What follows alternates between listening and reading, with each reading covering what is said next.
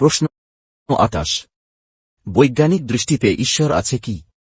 প্রমাণ করুন। উত্তর, বিশেষ জ্ঞান অর্থাৎ দিব্যজ্ঞান থাকলে ঈশ্বরের অস্তিত্ব অতি সহজেই বোঝা যায়। সেই বিশেষ জ্ঞানসম্পন্ন ব্যক্তিদেরই বলে বৈজ্ঞানিক।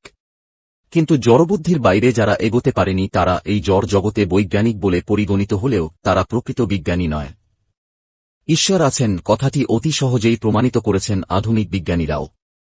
বৈজ্ঞানিক নিউটন বলেছেন, আমরা কোনো কিছু তৈরি করতে গেলে অনেক বুদ্ধি খাটাতে হয়, তারপর কোনো জিনিস তৈরি হয়। ঘড়ির কাঁটা বা অন্য কিছুকে দেখলে মনে হয় সেটি আপনা আপনি ঘুরছে, কিন্তু তার পেছনে একজনের বুদ্ধি কাজ করেছে। তেমনি মহাবিশ্বের অসংখ্য কোটি বিশাল বিশাল গ্রহনক্ষত্র আপন আপন কক্ষপথে নিয়মিত ঘুরছে। সেই ভারী ভারী গ্রহগুলি আবার মহাকাশে ভেসে আছে। নিশ্চয়ই অনেক উন্নত বুদ্ধিমত্তা সম্পন্ন কর্তার অভিপ্রায় অনুসারে সেগুলি কার্যকরী হচ্ছে। এভাবে নিউটন এক পরম নিয়ন্তা বর্তমান বলে প্রমাণ করলেন।